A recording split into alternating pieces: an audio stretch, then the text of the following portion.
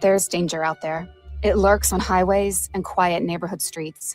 It's more likely to kill you than a shark and more terrifying than the biggest snake. Distracted driving claims lives every day. Every notification, swipe, social post, video, or selfie while driving risks your life. So while you might think public speaking or the zombie apocalypse is scary, what's really terrifying and even deadly is distracted driving. Eyes forward, don't drive distracted.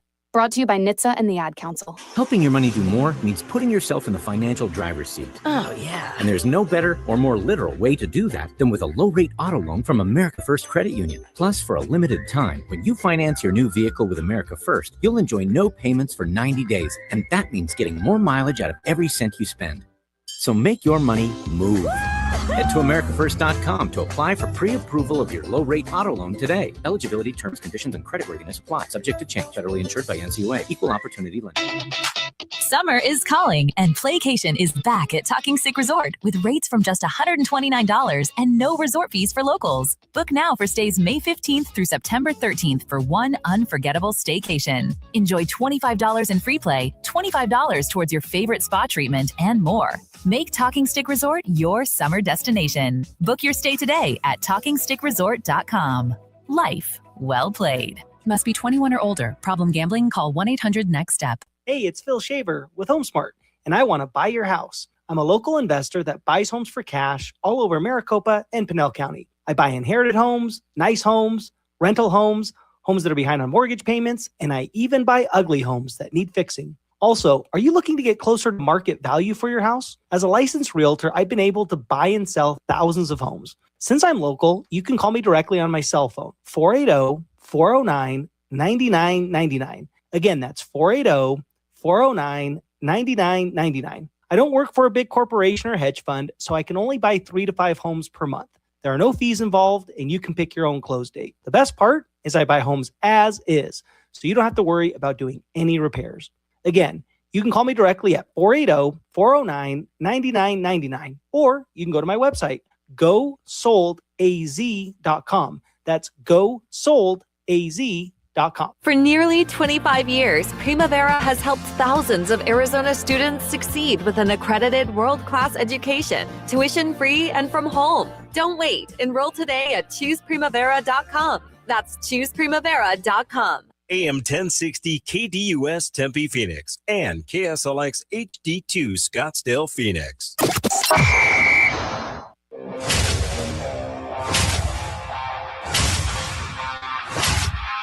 It's the lunch break. The Friday edition of the lunch break right here on KDUS AM 1060. Chris Schubert, producer Evan, hanging out with you here today on the show. The phone number for you to get involved, 480-864-1060. You can also hang out with us on the KDUS AM 1060 YouTube live stream, where we are live streaming the show as well. Producer Evan, a happy Friday to you. How are we feeling today? The weekend, just 2 hours away for you and I. 2 hours away until the weekend. Happy Friday. Yeah, I can't wait to get to the weekend. It was a long night for us. Yeah, so we can pull the curtain back a little bit here. And I don't know how many people know this, but the building where we work in, we are a part of a cluster of a bunch of different stations. One of those stations is our good friends over at 98 KUPD, and they had their Easter keg hunt this morning. And you and I were tasked with helping hide some of those Easter kegs in the wee hours of the morning. And so I stayed up all night up until about 2 a.m. this morning, hid my 3 kegs that I needed to put out down in Maricopa. And then I tried to get some sleep. And I'm probably running on about 2 hours worth of sleep today. Yeah, I would say it's something similar. So we're gonna try to provide the energy, and we're gonna try to bring it to close out this week on a good note. Now, I will tell you, what is not helping the energy level of the program, what is not helping the mood here today, is the 2 teams we had to watch last night, because I think we may have more energy than what they had last night. I think the best way to do this is we go in chronological order. We go from one disaster to another, and we'll just do it in chronological order to start the show. So with that being said, let's go to the game that happened first. There is no need for the red Sharpie. It was a bad night for the Phoenix Suns. Time for our top story of the day. It's the Daily Special. Now, it could have been a great night for the Phoenix Suns. it could have been everything we've been dreaming of for the last couple of weeks. Because the Suns did have Mark Williams back last night. Devin Booker, healthy. Jalen Green, healthy. Dylan Brooks, healthy. Mark Williams, healthy. You had the group that you want to have available, healthy and ready for the final 6 games of the regular season. The problem, it didn't look good last night. It didn't look good with everybody back healthy. And I have avoided wading into this conversation mainly because Jordan Knott's kind of been dealing with the last couple of weeks with one hand tied behind his back. He's been going to these smaller lineups, right? And he's been starting the game with smaller lineups. He's been closing the game with these smaller lineups. He's been playing small. And I think part of it was out of necessity. You don't have Dylan Brooks. You don't have Mark Williams. I don't know how much you trust Kaman Malawach. I don't know how much you trust Rasheer Fleming. So you're kind of leaning into these small ball lineups to try to get you by. You're not healthy. The options you do have, you don't have 100% trust in. So this is what you've come up with as the answer. And so this is a coach in his first year dealing with injuries, dealing with rookies, trying to figure it out. Didn't want to get on him. Last night's a little different. Last night he went to that smaller lineup and he had Mark Williams. And he had Rasheer Fleming, who's been playing a lot better as of late. He had last night Kaman Malawach, who's been playing better as of late. He had Dylan Brooks back and healthy. He had the group that you could go a little bit larger with, and yet he decided to continue with the small ball. And I'm sorry, that's not going to work against San Antonio. It's not going to work against Oklahoma City. I don't know if it's going to work against LA in the play-in. What you are doing right now isn't working, and I was willing to give you a pass because you had injuries. You weren't 100%. You didn't have your guys, right? It's one thing to criticize a coach and a team when they're fully healthy and whatever they're doing is not working. That's different from, hey, we don't have our rim-protecting center who we coveted in the offseason and who's been a huge impact to us both offensively and defensively, rebounding the basketball, being a defensive threat at the rim. We don't have that. Our 2 centers are a undersized, super athletic Oso Ighodaro, a young, athletic Kaman Malawach, who has size, but is super inexperienced. That's what you were dealing with. So you know what? Okay. All right. You got to get creative. You got to try to figure it out in a different way. But I'm sorry. Why did Ryan Dunn not play enough last night? Why did Rasheer Fleming not play enough last night? I mean, Rasheer Fleming, I said it a couple of days ago. I think it was on Monday or Tuesday's show. I think this guy can be an X factor for you. Where was he last night? Where was Ryan Dunn last night? Now, Ryan Dunn isn't, part of that size lineup like Mark Williams is, but he provides value defensively. Where were those guys last night? And so we're going to talk about this a little bit later on this hour. They've got 5 regular season games to go. They've got a lot of work to do in those 5 games. There's a lot of work that needs to be done in these final 5 games to get ready for the play-in. But last night they didn't play defense. And you had guys you can turn to play defense. Rasheer Fleming's been a great defender. Ryan Dunn's a great defender. You didn't turn to those guys. Why? Is it a young coach that's in over his head this late in the season? Is it a young coach that's kind of feeling the pressure a little bit? Is it a young coach trying to fit together a whole lot of pieces now that everybody's healthy? I don't know what it is, but last night, that ain't it. That group, that lineup to close it out, can't do it that way. Yeah, I think over the last, would you say month, I think Jordan Knott has struggled. And last night, for the first time, maybe in that month, it felt like they had the bodies. So you give him an excuse, you give him kind of a pass early on. And last night was, you're watching it and you just can't understand why they continue to play small ball. So I don't know what to think, really.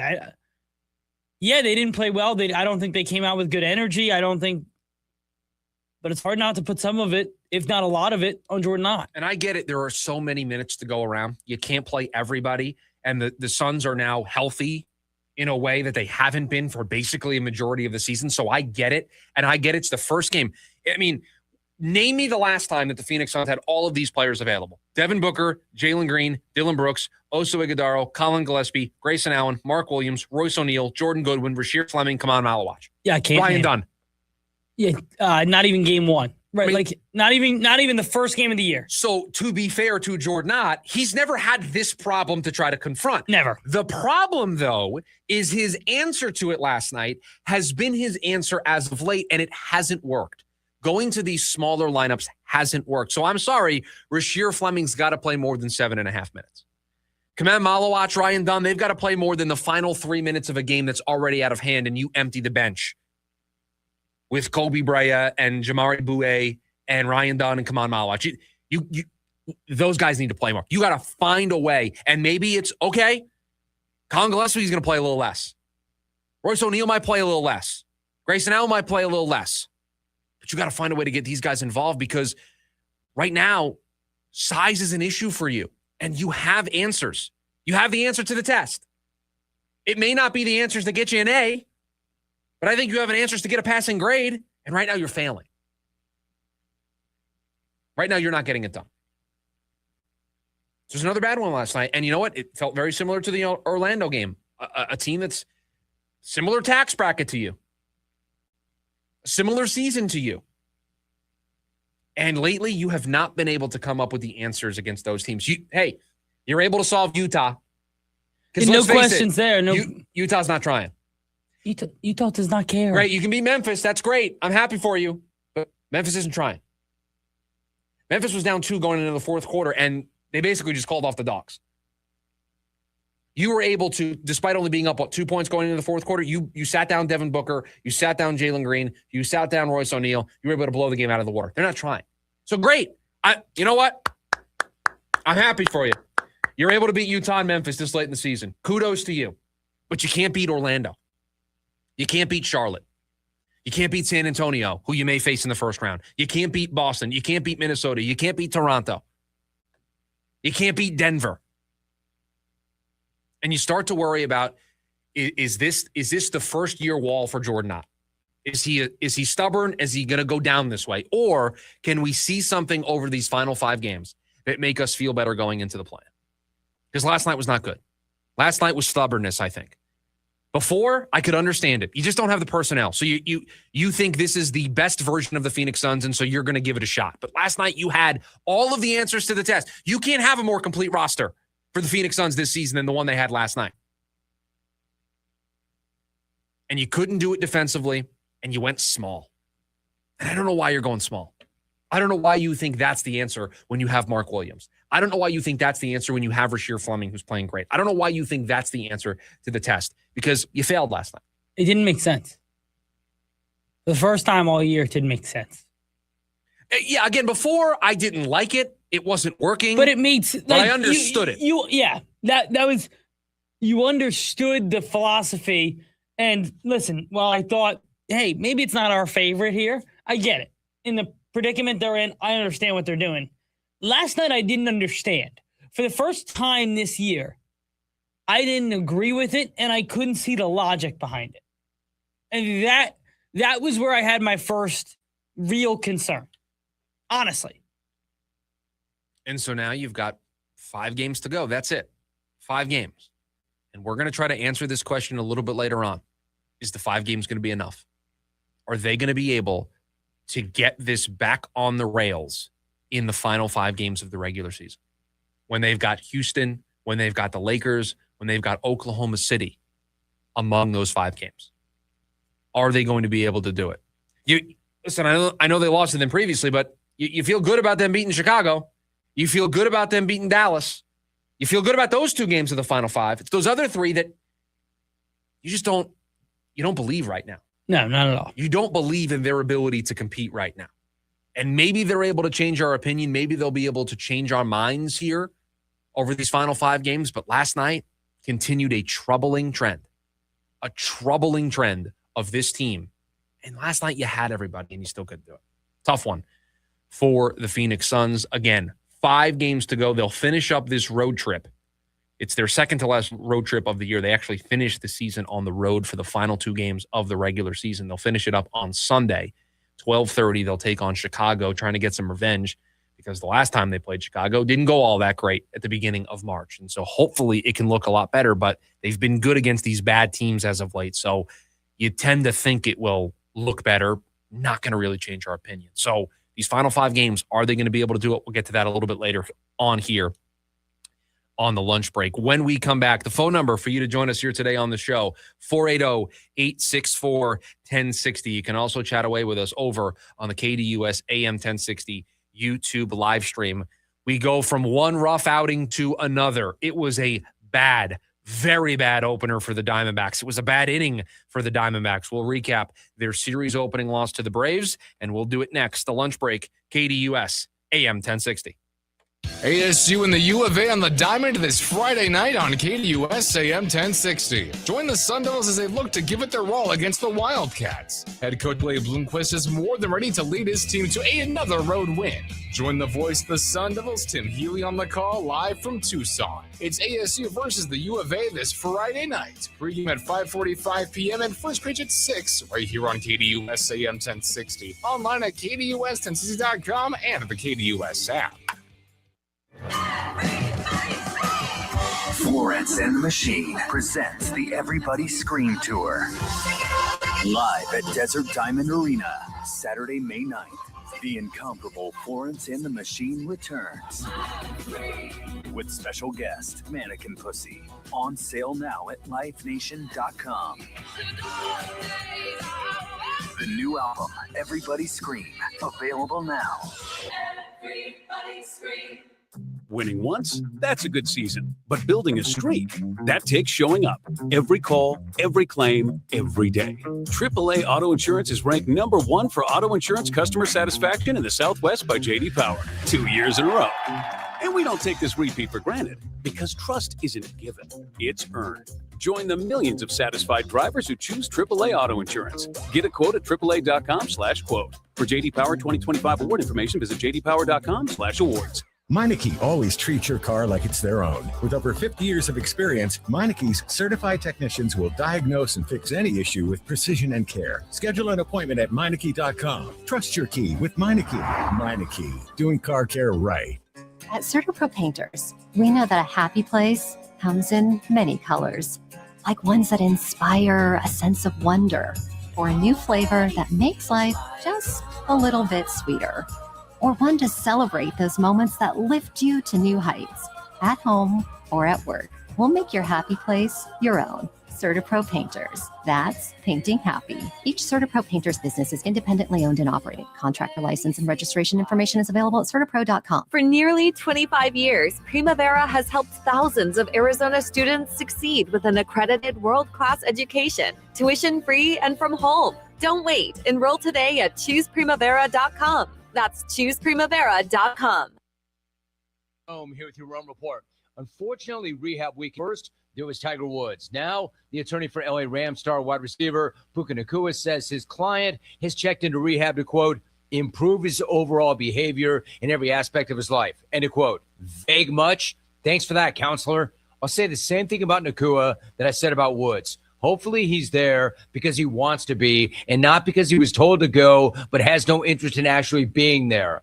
Just as with Woods, I don't know exactly what he's dealing with specifically, but he's clearly dealing with something. Hopefully it's not substance abuse and he's just an ignorance junkie. Because for as brilliant as this guy is on the field, he's a first ballot knucklehead off the field. Grow up, level up, wake up, and handle your business, Puka, because right now there may not be anybody better on the field, but more clueless off the field. I'm Jim Rome. And remember, you can follow me on Instagram at Jim Rome.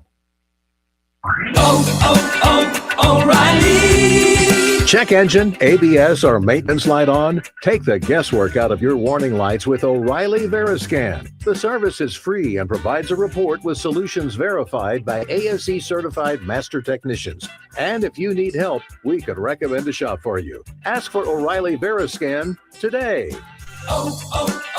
O'Reilly Auto Parts. America, look around. Everywhere you go, prices are still high, rates have been whipsawing markets, and the debt and spending don't exactly scream stability. Experts say diversifying with intention is the #1 secret account that all American smart money uses to hedge against instability. Monetary Gold has been around since 2000, witnessing multiple economic setbacks. If you call now, Monetary Gold will cover up to a lifetime of your IRA fees on qualified accounts. Call Monetary Gold now at 877-NOW-GOLD. That's 877-NOW-GOLD. Performance may vary. You should always consult your financial and tax professional. Every Friday from 5 to 6 p.m. is MMA Friday on the Sports Zoo with official UFC ranker Scott Lewis, brought to you by RTO Sullivan's, your home for every UFC event. The Sports Zoo is the only show in the Valley that gives you 1 full hour of MMA every week, featuring Scott Lewis's official UFC ranking changes, fight predictions for every weekly event, shocking MMA stories, and more. So tune in every Friday from 5 to 6 p.m. and then head to RTO Sullivan's every Saturday to watch the fights. Go to RTOSullivans.com for a location near you.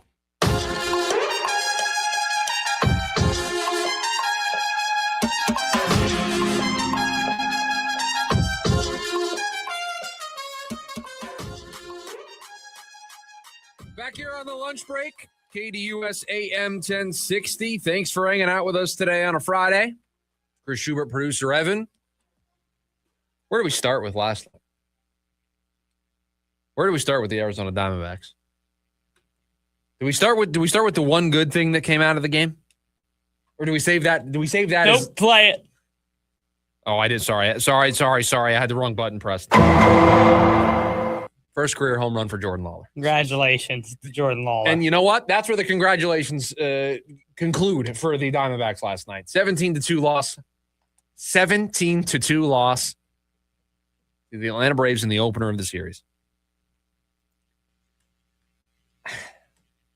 It was a rough night watching sports last night. Yes, I don't even know where to go. I mean, we are in hour number 2 going to debate which one of the losses last night was worse. We have a whole segment carved away, a little space for ourselves to try to figure out which one of these 2 losses last night was worse. But we're going to focus on the Diamondbacks right now. And it was that 8-run fifth, right? I mean, that's where you have to start. I mean, this team cannot avoid a big inning. Man, it's such a great observation by you. That they are just mostly giving up these big innings. I mean, outside of the finale against Detroit, it's been big inning after big inning after big inning. The 8-run fifth last night, the 5-run inning against Brendan Pfaadt, Zach Gallen's 4-run inning in his first start. Ryne Nelson had a bad inning in his first start. It's just big inning after big inning. And they just can't avoid the big inning. But can I tell you what bothers me so much about last night's 8 spot? All 8 runs with 2 outs. All 8 Braves runs in that 5th inning score with 2 outs. And that's unforgivable. You don't need me to remind you of it, but let's take a stroll down memory lane. Albies walks to start the inning. Harris lines out. Smith walks to set up first and second. It was a ground ball to Arenado that he bobbles. So Smith is safe. Albies is over at third. So now you have the bases loaded. Acuna walks. Baldwin grounds into a fielder's choice. So, 7 of the runs were scored with 2 outs.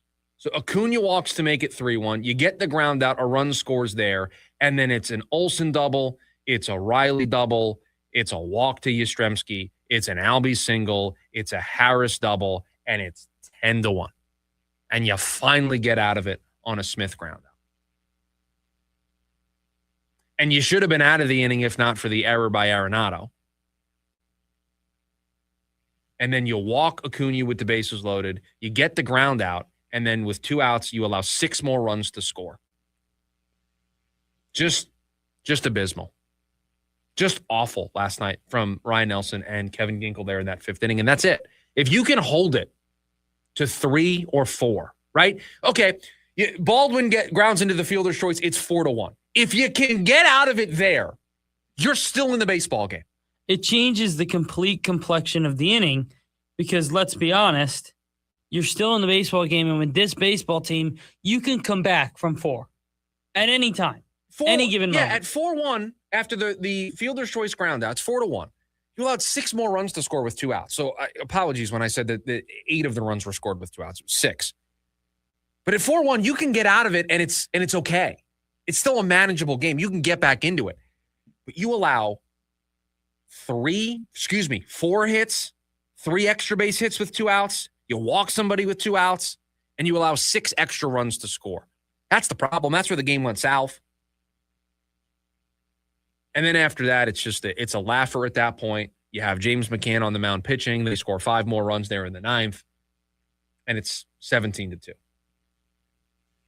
And I'm just looking. I mean, look at the bottom part of the lineup. Albies 2 for 5. Harris 2 for 6 with 2 RBIs. Mateo with a pinch hit, 2 RBIs. Dom Smith was 1 for 3 with an RBI. Mauricio Dubon was 2 for 4, scored 3 runs. I mean, you got crushed up and down the Braves lineup, but the bottom part of the lineup, you couldn't get them out.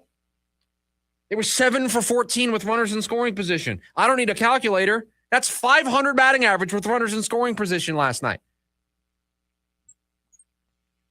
They had, let me just do some math here.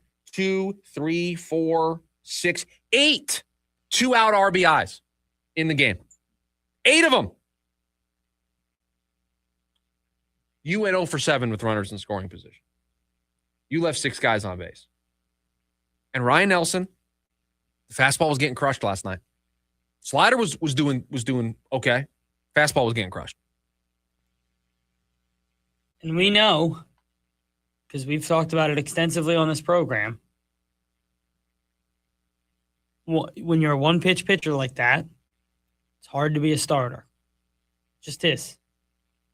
It's the honest truth. Last night it really, really showed.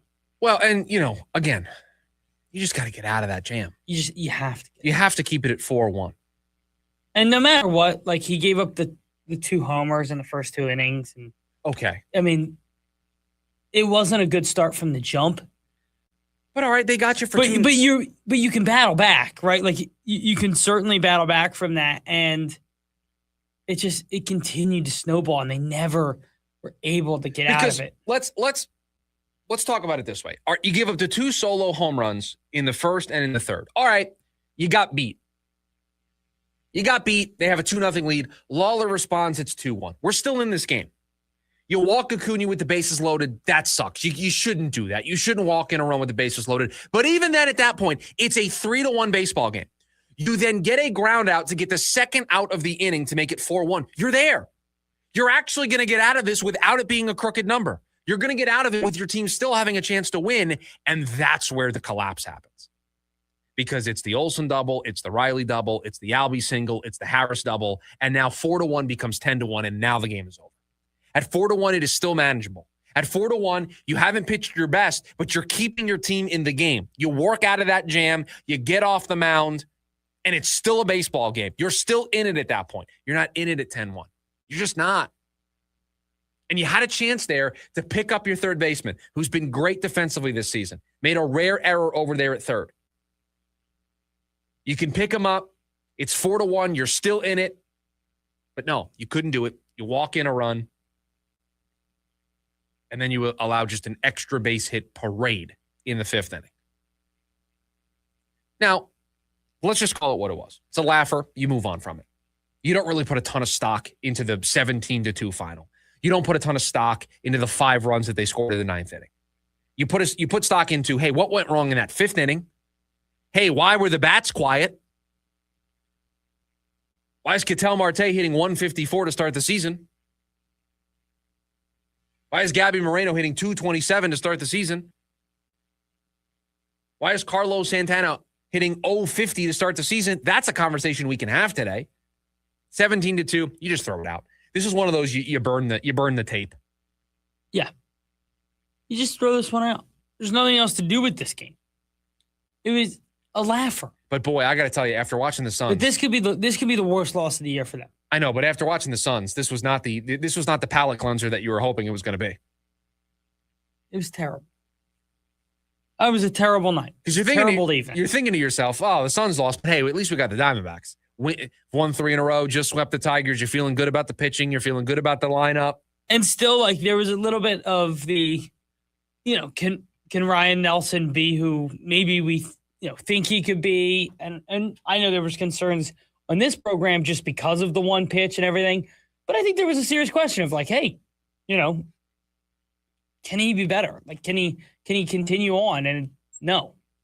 Very quickly last night, the answer was no. I want to do something. And we do this all the time here on the show. I want to do something that I didn't plan in advance. How many runs have the Diamondbacks allowed so far this season? Do we know? All right, ready? Because what I want to do is I want to see how many of the runs we can confine to like 4 or 5 innings of baseball. So the Diamondbacks have given up this year. They've allowed. All right, ready? 44 runs, which is, just in case you were wondering, the most in the National League by 8 runs. Yeah, they've given up 44 runs in 60 innings pitched. Okay, so can we write this down somewhere, everybody? They've given up 44 runs. In 60 innings pitched. 60 innings. So now, and this is going to be a little tedious, so just hang with us here, ladies and gentlemen. We'll be okay. We can get through it together. It's a Friday. We get weird on a Friday. Let's see how many of these runs we can just lop into like 5 innings worth of work. Yeah, so let's talk about the 8 last night. No, I was just going to go in chronological order. Okay, yeah. We gave up 4 in the 5th and 4 in the 7th. So that's 8 in 2 innings in the opener to the Dodgers. In the second game of that series, we gave up 4 in the 3rd. So that's 4 in 1 inning. Okay? That's the second game of the season. Then in the series finale, they only gave up 3 runs in the series finale, but I think they all came in terrible time. 2 in the 8th. So we'll put the 2 runs in that 8th inning. Okay? So we're just keeping track here. Now we got to go to the Tiger series. And it is the 6 runs in the 1 inning, right? In the 7th. So 6 in 1 inning in the Tiger series. And then I think if we go to the 7-5 win, it's the 6 runs in the 8th. So 6 runs in the 8th inning. And then we don't need to do anything about the series sweep. And then we need to go to last night. We'll put the 8 in the 5th, 8 in the 5th inning.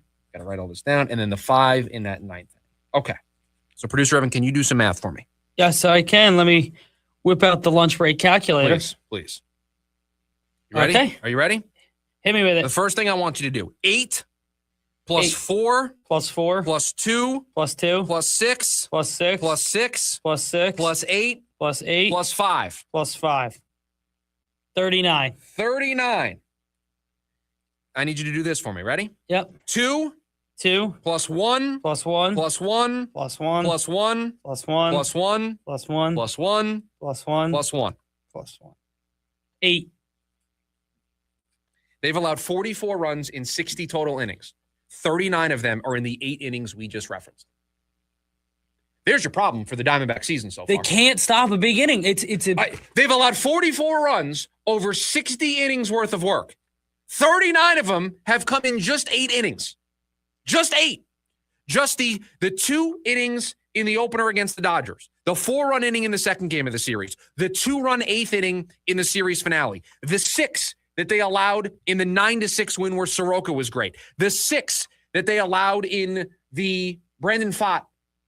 The 8 that they allowed last night. The 5 that they allowed in the 9th inning. If you want to just take out the 9th inning and remove James McCann-related statistics, it's 39 runs in 59 innings worth of pitching. And it's 34 of them in just 7 innings. And they can't avoid the big inning right now. That's the problem with this team. It's really bad. It's really bad. They are, outside of those 7 innings, they have been great.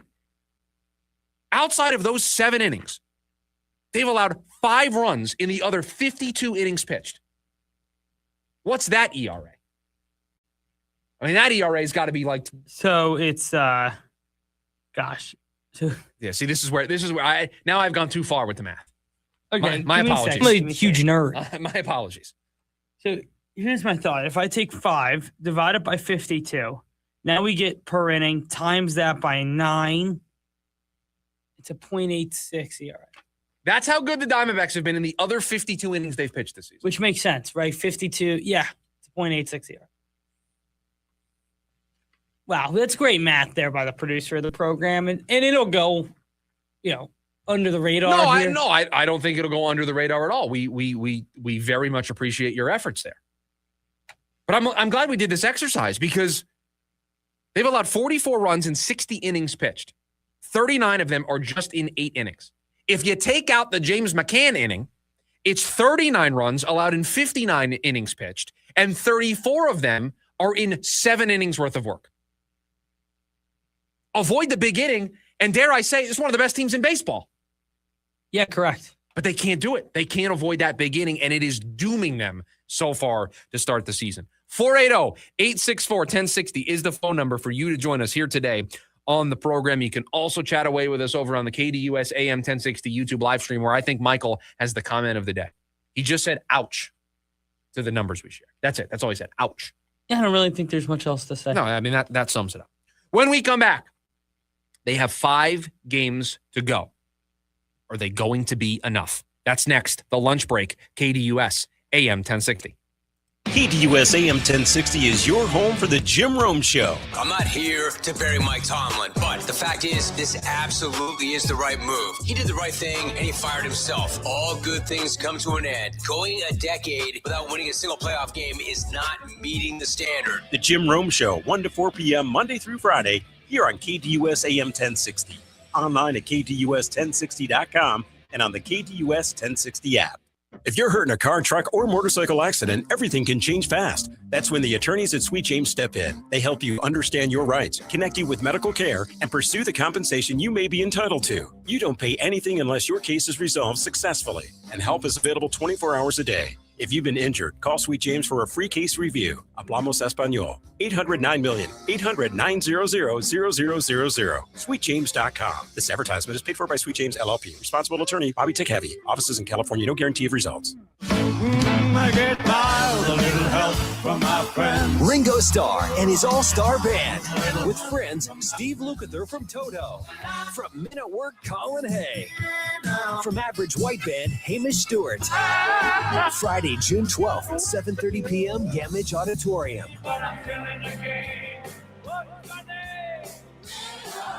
On sale now at Ticketmaster.com. Produced by Danny Zalesko Presents. Did you know SRP is a not-for-profit utility? So what does that mean for you? It means everything we do is done with you in mind, like offering flexible rates, payment plans for every income level, and best-in-class reliability. It also allows us to make decisions that benefit our community. As a not-for-profit, SRP prioritizes power, water, and you. Find savings, reliability, and more at srp.net/value. When I scraped my car in that parking garage, I was worried that it could be a long process to take care of it. Like a landscaper's first day trimming a hedge maze. I have definitely already been here. Now, was it left, right, or right, left? Well, maybe I'll cut a path out and find my way back later. But it wasn't like that. I filed a claim in under 2 minutes on the Geico app, and they handled it from there. It was taken care of almost as quickly as it happened. It feels good to get help quick. It feels good to Geico. Been crazy busy these days? Sounds like you could use a little we time. That means playtime at the AAA 4-Diamond Wekopa Casino Resort. Game time with more than 900 slots plus table games. Maybe a tea time on one of 2 nationally ranked courses. And definitely some hang time at WKP Sportsbook, the largest sportsbook in the state. Wekopa Casino Resort. It's we time. At the Phoenix Zoo, we are scaly things and furry things. We are fast things and slow things. Tall things and short things. We are huge things and very, very small things. We are things from right here in Arizona and things from all over the world. We are thousands of living, breathing mammals, reptiles, birds, insects, fish, and amphibians that you absolutely have to see.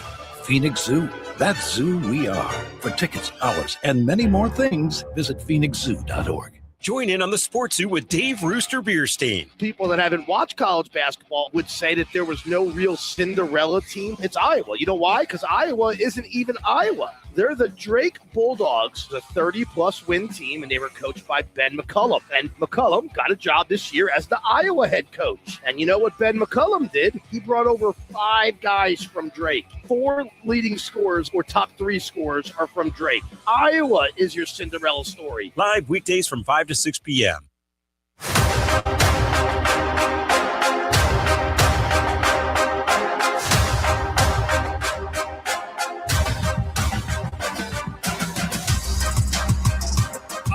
I keep looking down at the math to make sure it's right from that last segment.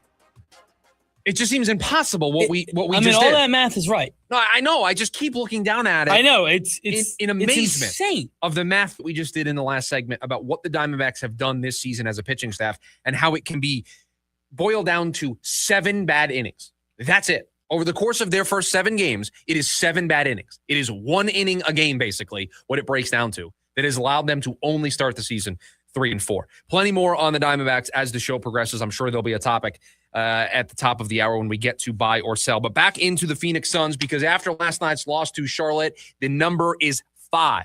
There are 5 games to go in the regular season for the Phoenix Suns. 3 of them on the road, 2 of them at home. The Suns right now holding on to a slim 2.5 game lead over now the Portland Trailblazers for the 7 seed in the Western Conference play-in. And this is a Trailblazers team that is red hot. They have won 3 in a row. They are 8-2 in the last 10. You've got a Phoenix team that we all watch every single night going in the wrong direction. 3-7 in their last 10. They've lost 2 in a row. And so here's the question. Are the final 5 games going to be enough?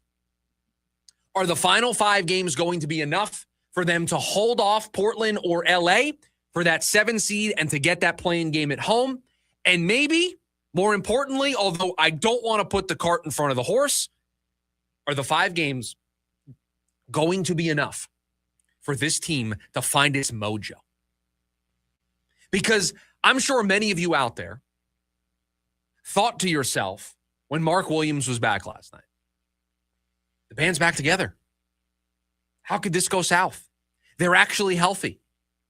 Devin Booker, Jalen Green, Dylan Brooks, Mark Williams, the 4 guys that you built this whole thing around, they're all available, along with role players who have been great all season long. You've got Oso Ighodaro. You've got Colin Gillespie. You've got Royce O'Neal. You've got Ryan Dunn. You've got Rasheer Fleming. You've got Grayson Allen. You've got Jordan Goodwin. You've got all these guys. That's what you're thinking going into the game last night. How could this go south? Everything's healthy. Well, you did pick up potentially another injury last night with Jordan Goodwin leaving that game in the third quarter, not coming back. But in general, when you got to that game last night, you're thinking, okay, everything is going to be fine. It's like when you get your car fixed at the mechanic and the mechanic hands you the keys back and you just breathe this sigh of relief of, okay, all the problems are fixed. Whatever you took it there for, the brakes, check engine light being on, the AC not working, they hand the keys back to you and you feel this sense of relief. Last night felt like when you got the keys back from the mechanic, you drove it back on the roadway and the check engine light came back on. That wasn't supposed to happen. That's not what I signed up for.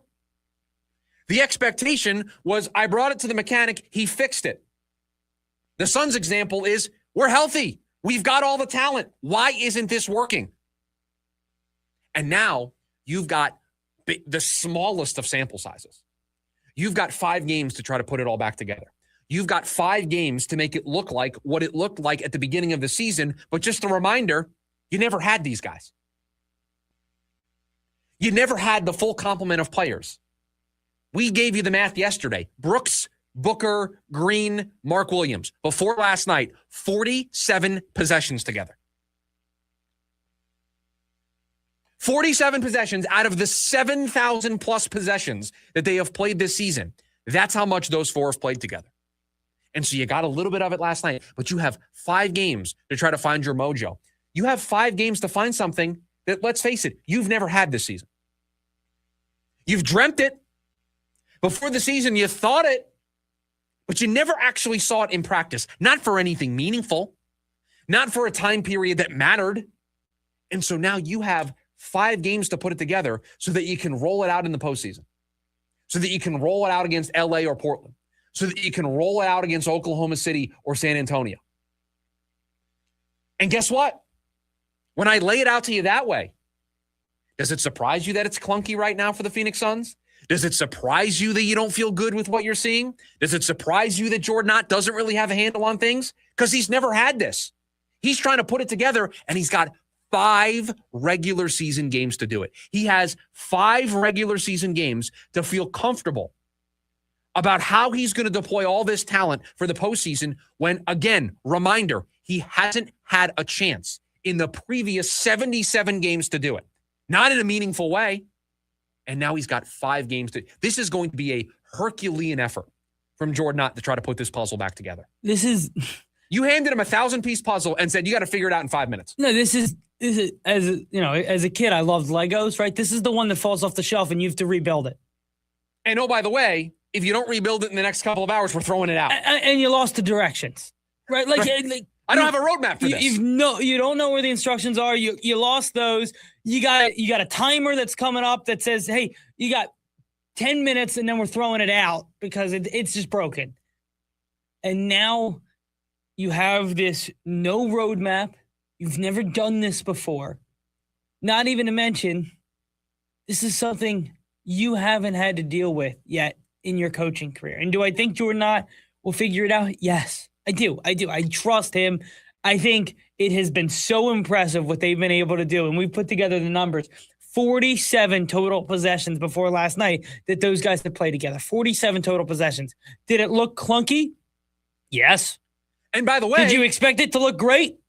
No. I don't know at what point was I supposed to sit here and be like, they're going to look awesome last night. This is the funny part. And this is what makes it so weird, right? Those other 47 possessions, I basically want to throw them out. It's less than 1%. Like, it's less than 1%. It's 0.6% of the entire possessions they've had all year. So throw it out. Last night was basically, think about how funny this statement's about to be. Last night was opening night for the Phoenix Suns. Correct. Last night was the beginning of their season. They played 77 games previously. They're going to be a play-in team. It was a long preseason. A very long preseason for the Phoenix Suns. But last night was opening night for them. And they only get 6 shots at it. 5 more. When you frame it that way, you can kind of understand why this has been so clunky recently.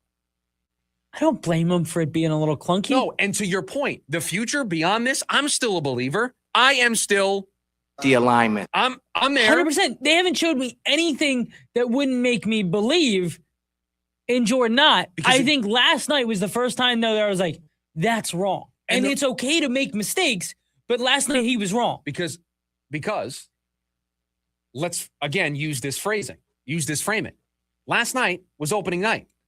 Yeah. Opening night of the regular season, I want to be very clear. You didn't know what Jordan Knott was. I want to be very clear. They come out opening night, Sacramento, right? Who they opened with? Yep. They came out against Sacramento, and they ran small ball, and we were like, hey, I don't know, Jim. Right? Like, okay. Hey, I didn't love they ran small ball last night and ended up in a loss. Like, we'll see. They'll figure it out. New young coach. Right. But you frame it 78 games later. Right. And now. Right.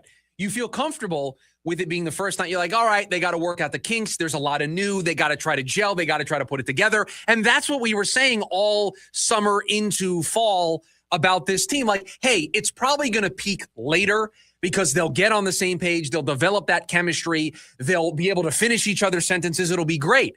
Well, they kind of got off to a better start despite never being the complete version of themselves, and now they are the complete version of themselves, and now they have to try to put it together with 5 games to go. Last night was opening night for the Phoenix Suns, and when you phrase it that way, you shouldn't be surprised by what happened. But they've got to try to figure it out. And you would hope that the 77 games worth of experience that Jordan Knott has under his belt, he can quickly adjust. That's the good thing about this. But you just don't have a ton of time. And the problem is if we get to Sunday and it looks better against Chicago, it's Chicago. It's supposed to look better. I want it to look better when you play Houston on Tuesday. That's when I need it to look better. 480-864-1060 is the phone number for you to join us here today on the program. You can also join us over on the KDUS AM 1060 YouTube live stream. When we come back, we wrap up hour number 1 here of the show. Did the Cardinals make a major mistake this offseason? We'll talk about it next. The lunch break, KDUS AM 1060. KDUS AM 1060 is your home for the Jim Rome Show. Indiana is not cheating. Lining up and punching the other guy in the face for 60 minutes, not against the rules. I challenge any of you social media whistleblowers to tell Kurt Signetti to his face that he is a cheater. The Jim Rome Show, 1 to 4 p.m. Monday through Friday, here on KDUS AM 1060. Online at KDUS1060.com and on the KDUS 1060 app. My Chemical Romance, The Black Parade 2026. Live at Chase Field, September 6th, 2026. With special guest, Jimmy Eat World. Get tickets now at livenation.com. For more, visit mychemicalromance.com. On May 3rd, experience the hits, the history, and the harmony that defined a generation. War, live at Stargazer Pavilion at Cliff Castle Casino Hotel. After decades of iconic hits, you can watch War live at Cliff Castle on May 3rd. With tickets starting at just $45, get yours today at cliffcastlecasinohotel.com or at the Hunt and Gather gift shop. Monument Valley? Check. Grand Canyon? Check. Sedona? Check. Camelback? Check. Think you've seen it all in Arizona? Well, if you haven't been fishing, you haven't seen a thing. From ponds and reservoirs to rivers and lakes, our state has no shortage of ways to cast a line for beginners and pros. And a fishing license is your passport to all of them. Get your license at azgfd.gov and discover a whole new way to see Arizona. At the Phoenix Zoo, we are scaly things and furry things. We are fast things and slow things. Tall things and short things. We are huge things and very, very small things. We are things from right here in Arizona and things from all over the world. We are thousands of living, breathing mammals, reptiles, birds, insects, fish, and amphibians that you absolutely have to see. Phoenix Zoo, that zoo we are. For tickets, hours, and many more things, visit phoenixzoo.org. Every Friday from 5 to 6 p.m. is MMA Friday on the Sports Zoo with official UFC ranker Scott Lewis, brought to you by RTO Sullivan's, your home for every UFC event. The Sports Zoo is the only show in the Valley that gives you 1 full hour of MMA every week, featuring Scott Lewis's official UFC ranking changes, fight predictions for every weekly event, shocking MMA stories, and more. So tune in every Friday from 5 to 6 p.m. and then head to RTO Sullivan's every Saturday to watch the fights. Go to RTOSullivans.com for a location near you.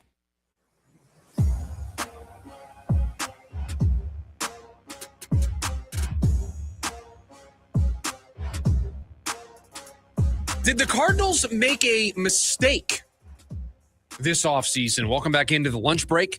KDUS AM 1060. Chris Schubert, producer Evan, hanging out with you today on the show. That's the sense that I get from a story over on The Athletic. NFL execs unfiltered on free agency. Thoughts on Kyler Murray, the Bold Rams, and all the NFC teams. Mike Sando over at The Athletic did this for the AFC earlier in the week. The NFC one dropped this morning. And for the Arizona Cardinals, a lot of blame and a lot of questioning why the Arizona Cardinals just outright cut Kyler Murray. Quote, "I feel like they could have done a lot of different things, but they chose not to," one executive said. They just wanted him off the roster, wanted to save the $19.5 million. They did not want to mess with it. I don't know why they don't have a good enough roster where that $19.5 million really matters, end quote. All right, that's just one executive saying something. All right, everyone, listen, everybody's got an opinion. Everybody will tell you their opinion. But it doesn't end there. Quote, I don't know why you would not just keep him on your roster for the whole season and then figure it out next year, another executive said. You could probably trade him straight up off the $19.5 million, or if you cut him, then he's making $1.5 million next year with someone else, so it's an $18 million risk. If you can get a third-round pick for him, that is well worth the risk, end quote. Okay, two people have an opinion. How about we make it a trio? Quote, how are the Cardinals not able to trade him to the Jets, eat $35 million this year, and then the Jets are on the hook for the $19.5 million next year, the executive added. That is basically 2 years at $25 million. The Jets would not have signed up for that, question mark, end quote. Can I tell you something? I kind of disagree with these executives. You don't think Monty and the Arizona Cardinals tried their darndest to trade Kyler Murray? You don't think they were working the phones? You don't think there were teams out there that were willing to trade for him if the Cardinals ate a certain amount of the money? I'm sure those types of offers went back and forth. The money was the problem. Minnesota is a team that has some high expectations. They got Kyler Murray on a minimum contract. People like the player. Teams like the player. It was the money that was a problem. So you could have drawn something up that would have been, hey, eat this amount of money. Cardinals didn't want to do that. Because there were probably teams out there that didn't want to eat all of that money. Yeah, you're right. The Jets probably would have taken him for 2 years at $25 million. But they didn't. Why? They must have known something that we didn't. They must have had a feeling that we didn't about Kyler Murray. And I know I've been critical of Monty this offseason. I have not loved a lot of the offseason moves. But I don't have any issue with them cutting him outright and just moving on. I don't think it's this massive blunder that these executives are making it out to be. Yeah, I tend to agree. I don't think it's a massive blunder. I get it. I do get it. And it's where do you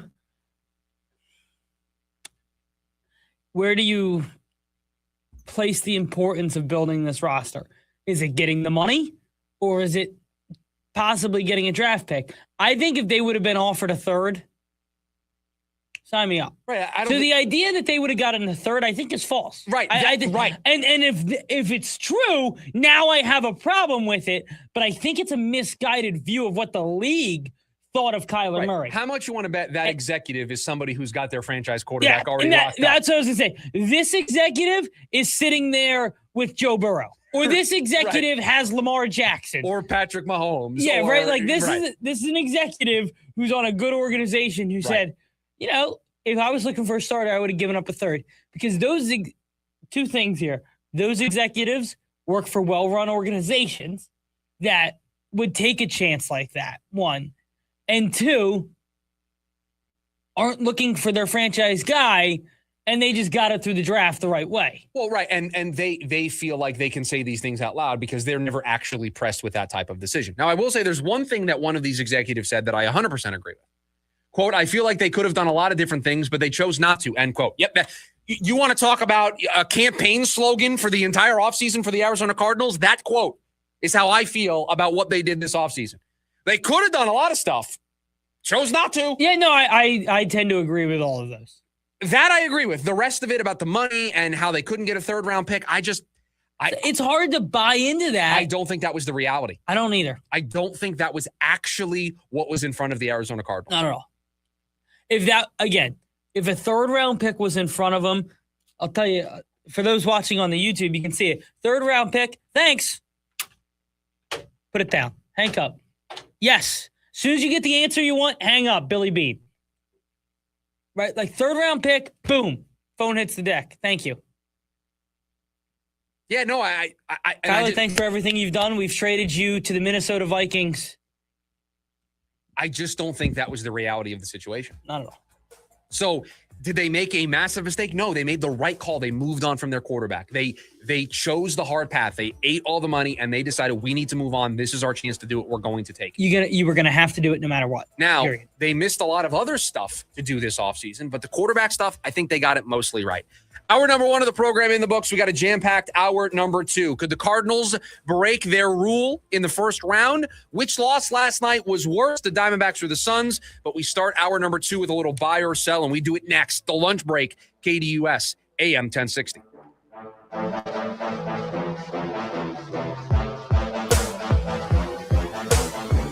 AM 1060 KDUS Tempe Phoenix and KSLX HD2 Scottsdale Phoenix.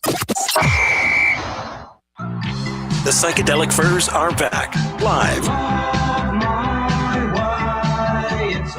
May 28th, 7:30 p.m. at the Celebrity Theater.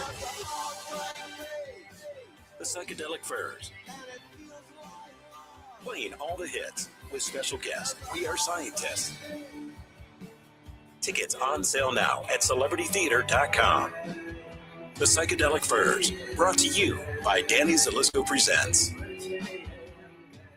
With a Global Credit Card, you earn reward points for every purchase. Use your rewards at checkout at many of your favorite stores, or use points instead of cash when you shop online.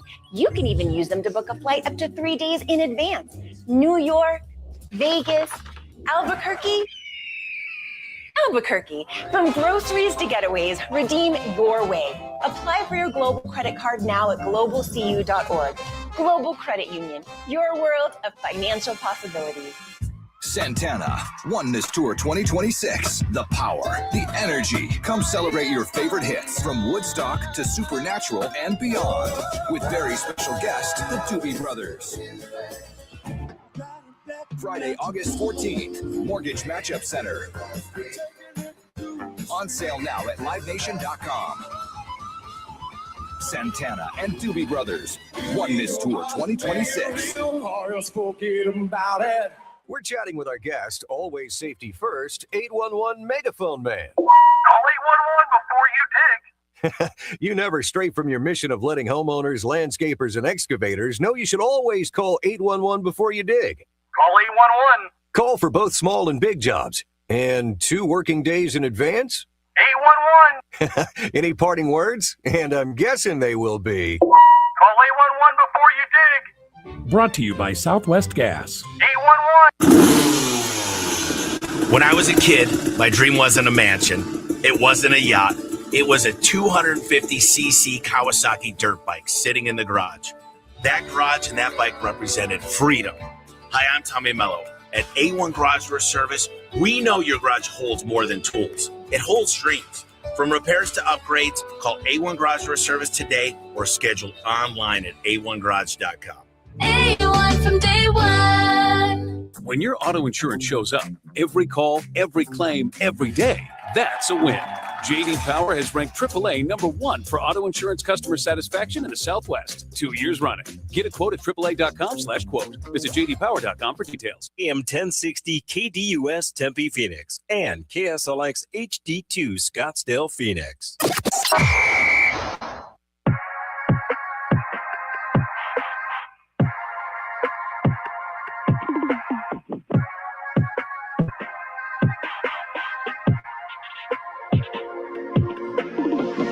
Hour number 2 of the lunch break here, KDUS AM 1060. Streaming on the free KDUS AM 1060 app. You can watch us on the KDUS AM 1060 YouTube channel. Chris Schubert, producer Evans, the Friday edition of the show. And you know what they say. I mean, there's nothing like it. I mean, there's nothing like the Friday buy or sell after the Suns and D-backs embarrass themselves the night prior. People... They wait in line to listen. Yeah, it's a really negative buy or sell today. Right, and then we got Brian over on the YouTube that says the lunch break is fired up today. Did you watch the teams last night? Did you watch the Diamondbacks? Did you watch the Suns? I also think, have you been watching the Cardinals offseason? We're fired up. We're a little bit running on empty, and I think that has fired us up a little. Yeah, there's that part. We're also in 56 minutes away from the weekend. Right, so there's a lot going on here. No sleep. A holiday weekend. We're We've got 56 minutes till the weekend. The teams last night embarrassed themselves. And I don't really know what else. We're a little fired up today. Yeah. And when my tank gets to empty, this is the version of me you get. Like I'm just wired. I'm ready to go. Even though that the fuel light is on. Fuel low. The fuel light is on. I may have a check engine light on. No. You personally or the car? No, me personally. I was going to say we just went through this with the car. No, if I had another check engine light on, it'd be bad. I got to tell you, I think I would hang it up. Oh, retirement ceremony. Retirement goes. We're hanging it up in the rafters. Yeah, that. If you get 2 check engine lights in a week's time after you spend all this money to get like multiple things fixed, it's over. It's over. You have to be able on an 11year-old car. You have to be able to see the forest through the trees.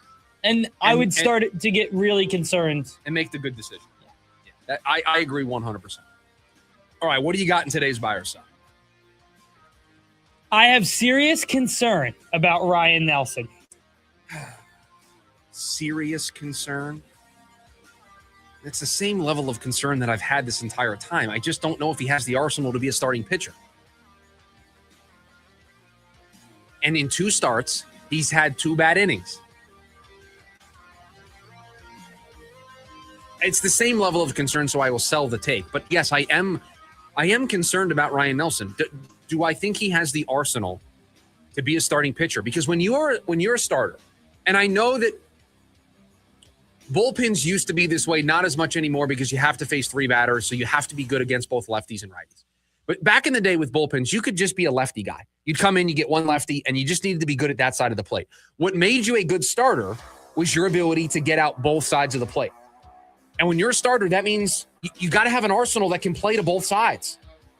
Do I feel like Ryne Nelson has an arsenal right now that can get both lefties and righties out consistently enough? I don't.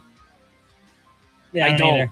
I get it. I just listen. I think we need another 2 pitches that play off the fastball. So he threw. It's hard to be a 1-pitch pitcher. It's hard to be a 2-pitch pitcher as a starter. It's almost impossible to be a 1-pitch pitcher. Like he needs 3 pitches he can rely on. He threw 4 pitches last night. He threw the 4-seam, which you know is going to be the bread and the butter. He's going to throw it to both lefties and righties, and he's going to throw a ton of them. And he's going to throw it a lot at the top of the zone. He's got a curveball. And then last night he threw a slider and a cutter. And the slider's new. And the cutter, I don't. How much did it cut? Well, the idea of the cutter is that's your pitch against lefties to jam them in. Yeah. Right? The slider is your pitch against righties to get them to chase. The cutter, you like to jam guys in. That's the mentality. I need a changeup.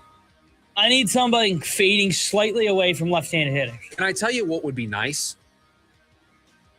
And I don't know if he can do this. Wouldn't a sink work? Yeah. Same idea, right? You can jam with righties with movement. I can come into righties. You can run it away away to run it away from lefties. It's the same idea. Yeah. And you can front door it to lefties too. Start it at their hip and run it into the inside of the zone. Yeah, if I could get him to throw a sink. Would be kind of nice.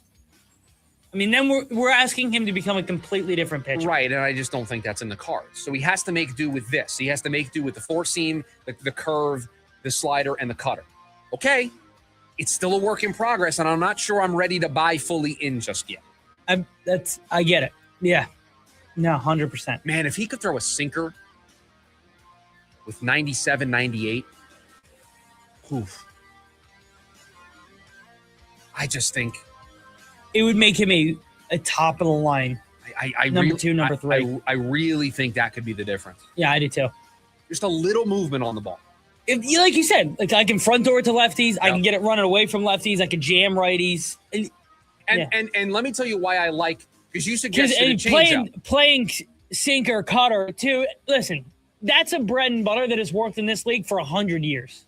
You suggested a changeup. Yeah. I said sinker. And the reason why is because I can do more with it. Well, no, nothing about this is easy. But what's his strength? I throw hard. I get rise on a fastball. The shape of his fastball, right? Correct. Yeah. So we're taking what is his strength, and we're just giving it a minor modification. Yeah. We're just trying to add a little bit of movement. A changeup is a whole new thing to learn, right. whereas if I go sinker, I feel like I can adjust what I do well with the four seam into now getting it to run in. Right. Change up. Am I throwing a kick change? Am I throwing a circle change? Do I have the feel for it? Do I have the grip? What's my release point? Where am I starting it? Fastball sinker, it's mostly the same thing. Very similar. Very similar. Again, none of this is easy, but that's We're talking about teaching a pitcher two new pitches. We're changing the arsenal a little bit, right? And so that's what makes And me a I- little uneasy about Ryne Nelson. And I as a think what starter right also is concerning is in all of that is I get him to throw a sinker. Now I need him to use it a lot. now. And I need him to have command of it. It's a new pitch, right? So it's a lot to ask. It's possible. It's a lot to ask. We'll see how he develops the slider and the cutter over the course of the season because he needs that. The fastball curve, I think, is a good combo, but he needs something to jam lefties. Last night was maybe the worst sports night since I have joined the program.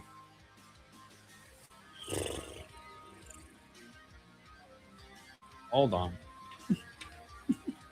Hold on. All right, I need to check something.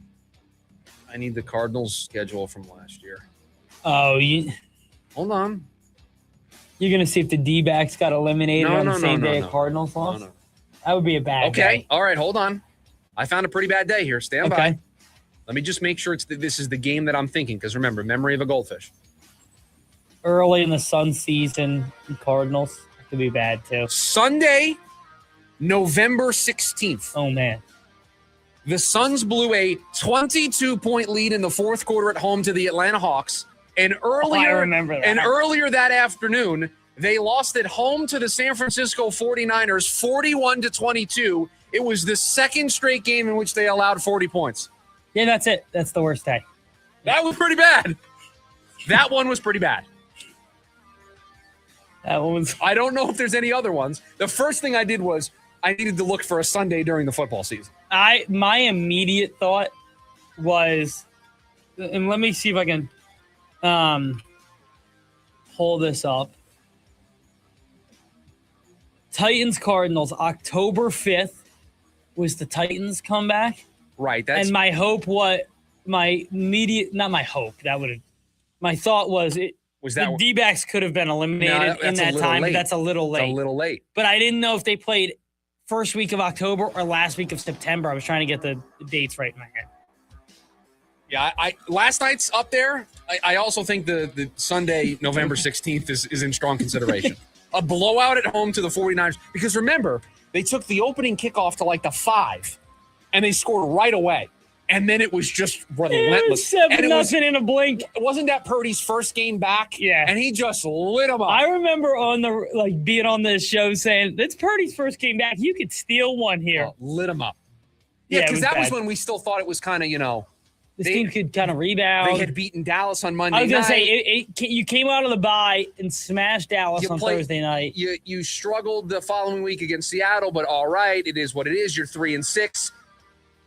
And then they lost every game. We had a lot of false hope. They lost every game the rest of the way. And then later on that evening, you watched the Suns blow a 22 fourth quarter lead. It was bad. It was very bad. I've started to become a tad concerned with Jordan Ott. Depends on how you want to frame it.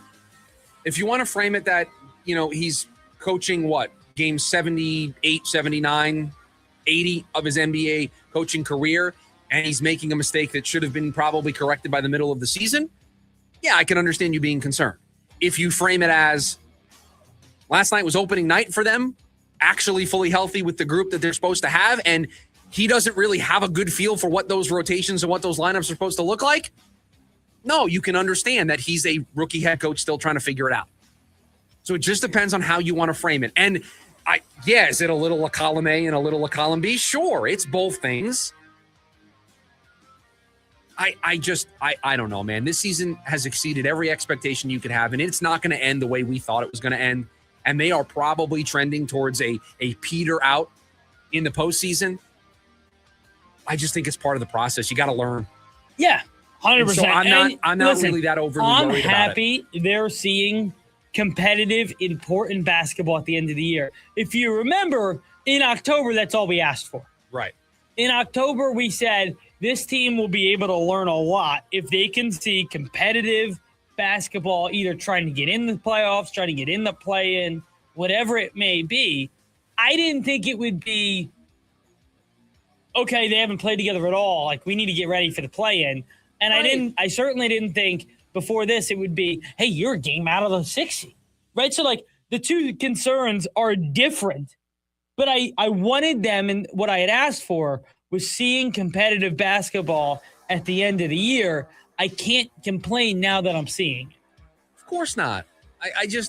This team it's a work in progress, and they've checked every box that you wanted them to check, and yeah, it's not going to end the way that you want it to, but there is still a lot of good. I want an updated number for everybody. I want an updated number of how many possessions that the four guys have played together. All in all, I bet you it's not that many. Oh, we're up to night. 72 now. I was going to say. We're up to 72 total possessions out of the 7,100. So wait, okay, wow. So hold We're on. over 1%. So let's do some more math. 47 possessions going into last night. They've played 72 overall. They played 25 last night. They played more than 50% of their season total in last night's game together. I think we're over 1%. And by the way, they have been trying to look at where they've been across the board. It's the smallest of sample sizes. Have they been good on offense and good on defense? No, they have not. Has not been good in the 72 possessions. Like 72, what's the average amount of possessions in a game? Well, It's more than that. Let me just break it down to you. 6th percentile in points per possession on defense, 124.6. 1st percentile in points per possession on offense at an even 100. 3rd percentile in effective field goal rate. The two things they've been really good at, 63rd percentile in offensive rebounding and 65th percentile in free throw rate. That's it. It is an inexperienced group playing together. They have, on average, it's about 100 to 101 possessions per game. We're still 30 possessions off. Yeah, I mean, it's just, yeah. So, no. They played 3/4 of basketball. It's, right. It's a little a column A. You would expect Jordan Ott to have answers for the test at this point, but it's also a little bit of, he just hasn't had this group. I mean, he's been dreaming of it all offseason, but you don't know until you have it in practice to be able to know what tweaks you need to make. And last night was chance number 1. 72 total possessions that they've played on the floor together. So just let's just relax a little bit. Code is worried about us over on YouTube. Code is worried about us? Yeah. He said that he doesn't need this type of rage on the roadways today. I'll be fine when I get in the car. I mean, I'm getting it all out now. Once I get off the airwaves, I usually kind of calm down. And especially it's a Friday. Like if it was a Monday and we had the whole week in front of us, it'd be bad. But it's a Friday. It's the weekend. It's a holiday weekend. But so you say that. We're going to be here on Monday. I keep saying that. Like my You're daughter, right. Like we're not taking a day off. I woke up this morning. And my wife was like, our daughter doesn't have school today. I'm like, what? I know. I couldn't believe that either. And the only reason why I was confused by it is she just had 2 weeks off for spring break 2 weeks ago. My girlfriend's a teacher. She doesn't have work today. The banks are closed today, I think. Yeah. Lunch break here. Lunch break's always here. Bringing it today on a Friday. Yeah. We always bring it on a Friday. Even football Friday or not. By the way, this has felt like a football Friday. A random side note. Yeah. The Red Sox, I just flipped on the Red Sox Padres here. Flipped that on a couple minutes ago. Yeah, a lot of afternoon baseball today. There is nothing. Well, you know what it is? It's a lot of home openers for a lot of these teams. The Yankees home openers today. The Red Sox home opener. Pirates home openers The Tigers today. home opener. The Nationals. The White Sox. Yeah, a lot of teams that started on the road for the first 2 series of the year finally getting home. Anyway, my point in all of this is there is nothing that looks as good as a day game at Fenway with the Red Sox in their classic jerseys. I don't know. The roof opened at Chase Field the other day. It's pretty special. It was nice. I got to tell you, We need a new ballpark. Well, we're just going to get upgrades to the current one. Yeah. The AC is going to finally work. The problem is you can't play outside here. Of course not. Outdoor baseball is Are you awesome. crazy? No, you can't play baseball outside. Could you imagine at 115 the balls that would fly out of this park? I would just be crazy. It would be awesome. It'd be awesome. We should make it real small. Make it a home run derby park. Jordan Lawler be just crushing the baseball. All right, next one. Jordan Lawler's going to hit 40 home runs. I will sell 40 home runs. But really good to see him get his first one last night. And was all over it too. Jumped all over it. Connor Griffin will get his first major league hit today. One of the most enticing prospects we've seen in a long time, right? Probably since Roman Anthony last year, right? Yeah, if you want to invoke the Juan Soto because of how young he is when he's debuting. Oh, yeah. I mean, he's the first teenager since Juan Soto to debut. I was at the game Soto hit his first home run. But let's, listen, I don't want to be Debbie Downer here. He didn't finish spring all that great. No, he didn't. And so, are they doing this because he's ready? No, they're doing this for excitement. And so, is he going to be a little over his skis? Let's also ask the question, how many times have the Pirates gotten this right? I have another question. Of course. Who they play tonight?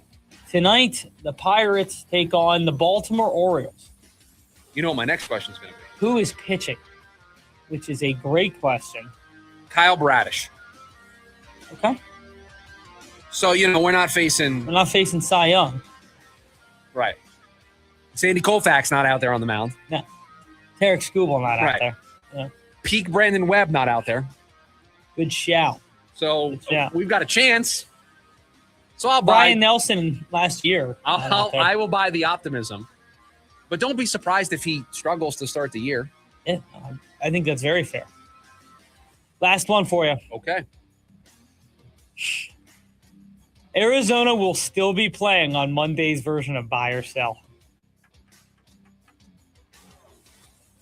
Meaning they'll win Saturday. They'll beat Michigan. They'll beat Michigan.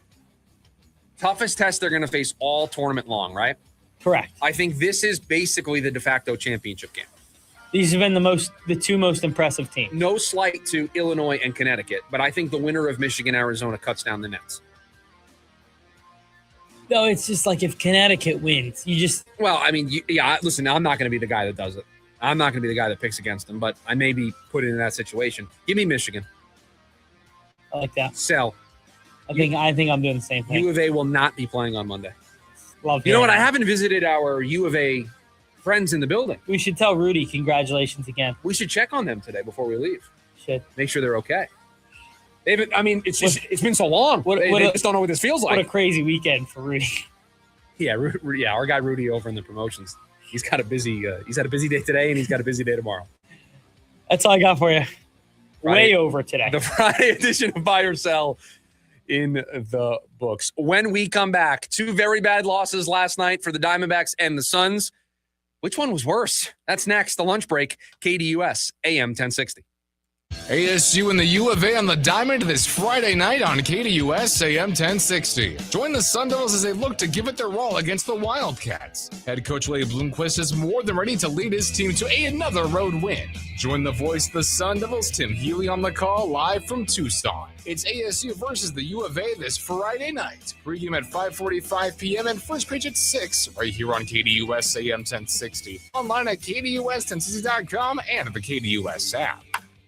Living and having fun in the hot summer sun can turn deadly when mixed with stimulants. Stimulant drugs raise body temperature, impair the brain's ability to regulate heat, and makes it harder for the heart to cope with extreme heat. Studies show 1 in 5 heat-related deaths have involved meth, a stimulant that overheats the body, putting users at higher risk. Be aware and stay safe. Meth and heat is a deadly mix. Visit thenewmeth.com. Sponsored by the Substance Awareness Coalition Leaders of Arizona. A night you don't want to miss. Avenged Sevenfold. Good Charlotte. North America Tour 2026. Talking Stick Resort Amphitheater. August 27th Avenged Sevenfold. Good Charlotte, an epic night of music. Get tickets now at livenation.com. Don't miss Avenged Sevenfold and Good Charlotte, part of the America First Credit Union concert series. Twin Arrows. Navajo Casino. If you're a fan of any sport on the planet, college or pro, then we are right where you want to be. Place to come when you want to have too much fun. Real sports fans need a sports book powered by Hard Rock Bet. Follow the money line to Twin Arrows and too much fun. Twin Arrows. The best indoor tailgate party in Flagstaff with massive HD screens, cold drinks, game time food specials, and best service is at Arrow Sports Bar. After the game, get back in the game at craps, blackjack, and slots. Now that's too much fun. The place to come when you want to have too much fun. Gambling problem? Call 1-800-NEXT-STEP. Twin Arrows.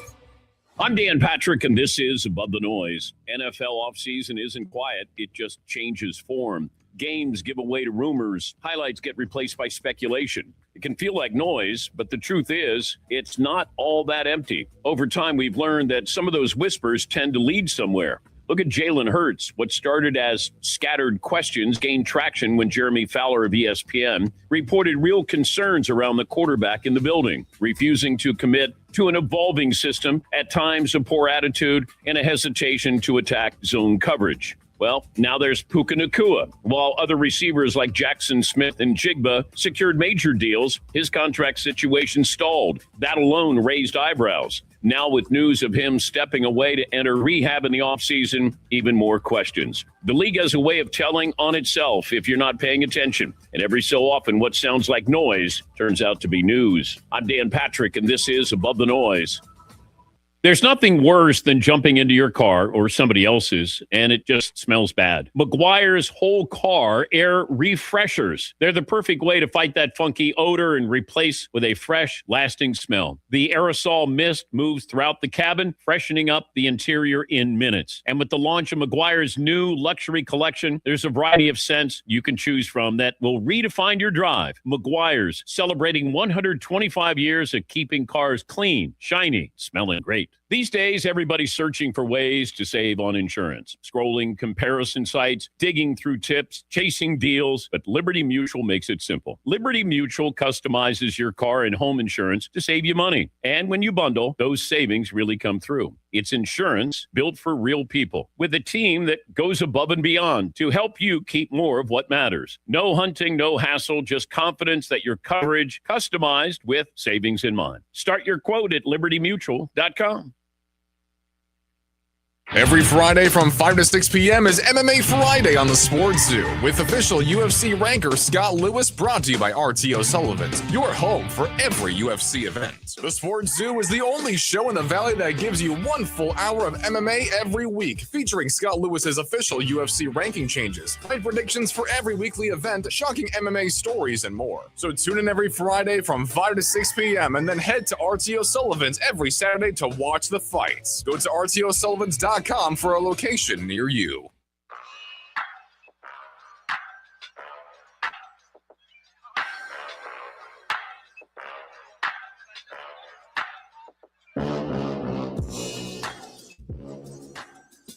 Back here on the lunch break, KDUS AM 1060. Producer Evan, can you do me a favor? Of course I can. Do you see, because you can see this, the rest of the listeners can't see this. Can you see who's down in the hall here? Our guy's here, Rooster. But Rooster doesn't do the show in the studio ever, and he's here. He left my door open. Can you close the door so I'm not disrupting everybody in the hall? He just walked out and he didn't close the door all the way, and so I don't want to bother everybody because they're very busy on a day like today. So if you don't mind just closing that door, that would be very much appreciated. Our guy Rooster's here. He's dropping some stuff off, and we were chatting about opening day, but he left the door open, so I need producer Evan to help out. Okay, in hour number 1 of the show, we broke down the Diamondbacks and their loss 17-2 to the Braves. We also broke down the Suns' loss to the Hornets. Which one was worse? Which one of those two games last night hurt more? Which one was a worse loss? And I think we should just continue the conversation that we were having in the pre-show meeting that kind of spawned this being a topic in the first place. This was not part of the plan. We just kind of went down this road because I asked you this question, and you immediately, before I could finish the sentence, you said, "Oh, it's the Diamondbacks." You're like, "Oh, it's losing 17-2 to the Braves." And I was like, "Really?" Because to me, it feels like the team that's only got 6 games to go in their regular season, that's barreling closer to the play-in and not playing their best basketball, continuing to lose to good teams and not look anywhere close to right, feels like a bigger deal. There's 155 regular season games to go for the Arizona Diamondbacks. They can figure it out. The Suns, they've got 5 games left in their regular season. Okay, so you can frame it from a couple different ways, I think. The first one being the Suns have 5 games left, and there's a lot of concern about what happened last night because you're right. They can't figure it out. They haven't looked good in a month. They had everybody back last night, and maybe it looked worse than it has over the last couple weeks. Those are all serious concerns. The play-in's coming up. It seems like they're falling apart at the seams. I'm seriously concerned about all of that. Flip it on the head of the Diamondbacks for a second. You had Ryne Nelson, who, let's face it, was very good for this baseball team last year. This is a team that needs pitching help and thought they could get some from Ryne Nelson, and he was terrible last night. Really bad. And let's face it, after what was a nice run as a starter last year, I think we both have serious concerns about whether he's a starter in this league with his current repertoire. And the next thing, there are differences in how you feel about each team. It's nice that the Suns are here and playing competitive basketball. The D-backs, the clock's running out. This is a team that, and I'm trying not to overreact to game, 7? Yes, game 7 of the Of regular 162. Yep.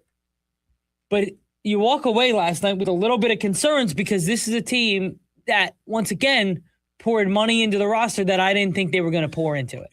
Yeah, and time to me is the tiebreaker here, right? And I also just feel like from an embarrassment meter, losing 17-2 is more embarrassing than what happened to the Suns last night. So if you're judging it off of that, then it's the Diamondbacks.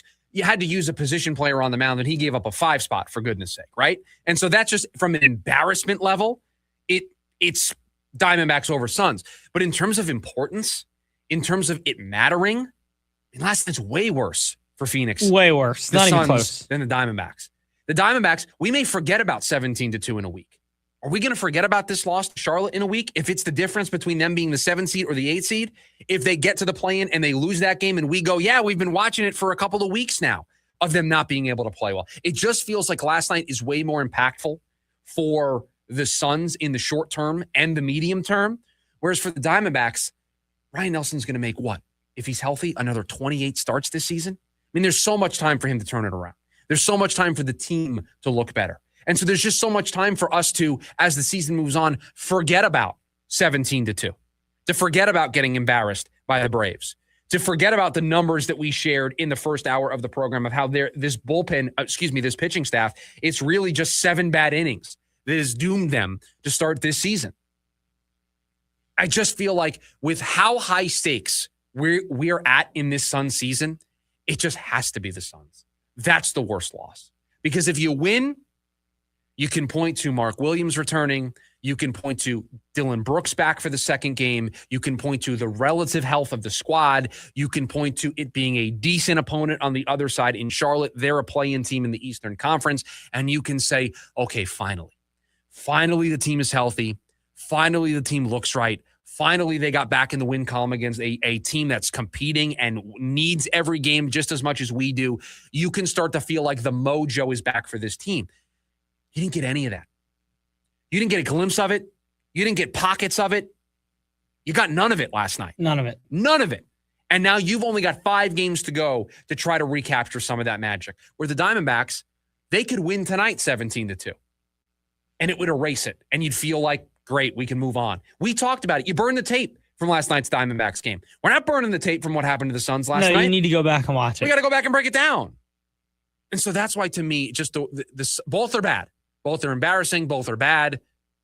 But just the importance of where the Suns are at in this season to lose that game. I mean, they've got 5 games to go. They've got Houston, LA, and Oklahoma City on the schedule. How do you feel confident in picking them in any of those games? You feel good about them beating Chicago because they're good against teams that are out of it. You feel good about them against Dallas. How can you pick them against Houston, against LA, and against Oklahoma City with what you've seen? And that's why last night hurts, because it diminishes your belief in this team. And in November, the belief was there. It was growing. In December, it started to become more real. In January, you were all in. You were aboard the train. And February was bad. March was bad. And now we're into April. And it has just been 3 months of this team just kind of slowly sliding backwards. And your confidence level in this team just fading away. And it's not completely gone. But we all know you don't feel as confident as you did in January. Not at all. So I'm going with the Suns. I just don't think. I think you're right. I think you've convinced me it's the Suns. 480-864-1060 is the phone number for you to join us here today on the program. You can also hang out with us over on the KDUS AM 1060 YouTube live stream. When we come back, could the Cardinals break their rule for somebody that isn't a quarterback? We'll talk about it next. The lunch break, KDUS AM 1060. KDUS AM 1060 is your home for the Jim Rome Show. I'm not here to bury Mike Tomlin, but the fact is, this absolutely is the right move. He did the right thing, and he fired himself. All good things come to an end. Going a decade without winning a single playoff game is not meeting the standard. The Jim Rome Show, 1 to 4 p.m. Monday through Friday, here on KDUS AM 1060. Online at KDUS1060.com and on the KDUS 1060 app. What if you had to skip breakfast and lunch and dinner? At St. Mary's Food Bank, that's a reality for many of our neighbors in need. 250,000 people rely on the food bank every day. Your donations are what makes feeding them possible. Donate and get a $1 for $1 Arizona charitable tax credit, up to $495 for individuals and $987 for couples filing jointly. Learn more at stmarysfoodbank.org. Life can change in an instant. If you're hurt in a car, truck, or motorcycle accident, everything can feel overwhelming. The pain, the stress, and the uncertainty of what comes next. You don't have to go through it alone. The attorneys at Sweet James understand the physical, emotional, and financial impact an accident can have. They're here to help you navigate the legal process and pursue the compensation you may be entitled to under the law. When you call Sweet James, you're connecting with a team of attorneys experienced in handling serious injury cases. Their work is driven by preparation, advocacy, and a genuine commitment to helping clients seek accountability and justice. Every case is different, and outcomes depend on the specific facts involved. If you've been injured in an accident, call the attorneys at Sweet James for your free case review. They handle everything for you so you can focus on healing. That's the Sweet James advantage. Help available 24/7. If you've been injured, call Sweet James for a free case review. Hablamos Español. 800-9000000. 800-900-0000. SweetJames.com. This advertisement is paid for by Sweet James LLP. Responsible attorney, Bobby Tick Heavy. Offices in California. No guarantee of results. This ain't pop. This ain't pretty. This is Southern hospitality. The Black Crows, Whiskey Myers, blues-soaked guitars, outlaw swagger. Rock and roll the way it was meant to be. Loud, raw, and real. The Southern Hospitality Tour. The Black Crows. Whiskey Myers. Saturday, August 15th. Mortgage Matchup Center. Tickets on sale now at livenation.com. Jumbo Shrimp is back at Del Taco. One bite of Del's Jumbo Shrimp Taco. And yeah, you're on a whole different level of flavor. Top tier, no notes. Crispy golden shrimp, crunchy cabbage, fresh house-made pico de gallo, and savory secret sauce. All wrapped up in a warm flour tortilla with a fresh-cut lime wedge. And right now, get 2 for just $6. They're only here for a limited time, so level up with 2 crispy jumbo shrimp tacos for $6. Only at Del Taco. Del, yeah. Price and participation may vary. Meineke's highly skilled and certified technicians always treat your car like it's their own. With over 50 years of experience, Meineke will diagnose and fix any issue with precision and care using the best state-of-the-art equipment. You can always depend on Meineke to do the job right and get you back on the road in no time. Save time and schedule an appointment now. Visit Meineke.com today. Trust your key with Meineke. Meineke, doing car care right. Join in on the Sports Zoo with Dave Rooster Beerstein. People that haven't watched college basketball would say that there was no real Cinderella team. It's Iowa. You know why? Because Iowa isn't even Iowa. They're the Drake Bulldogs, the 30-plus win team, and they were coached by Ben McCullum. And McCullum got a job this year as the Iowa head coach. And you know what Ben McCullum did? He brought over 5 guys from Drake. 4 leading scorers or top 3 scorers are from Drake. Iowa is your Cinderella story. Live weekdays from 5 to 6 p.m.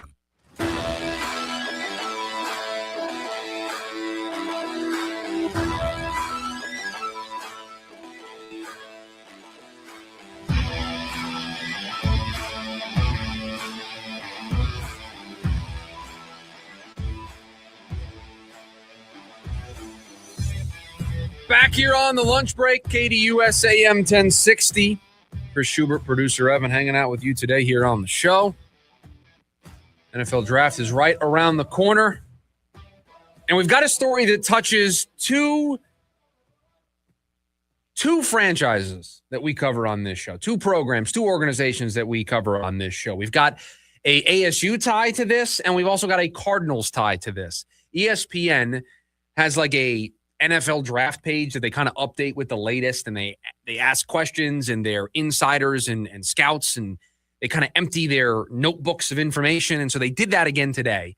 And Matt Miller, under the column of What Else Did You Hear and See This Week, provided us with a little bit of an update on where Jordan Tyson might end up in the 2026 NFL draft. And so I'll just read the blurb, and we'll talk about how it impacts Jordan Tyson and how it impacts the Arizona Cardinals. Quote, one player trending in the wrong direction leading up to the draft is Arizona State receiver Jordan Tyson.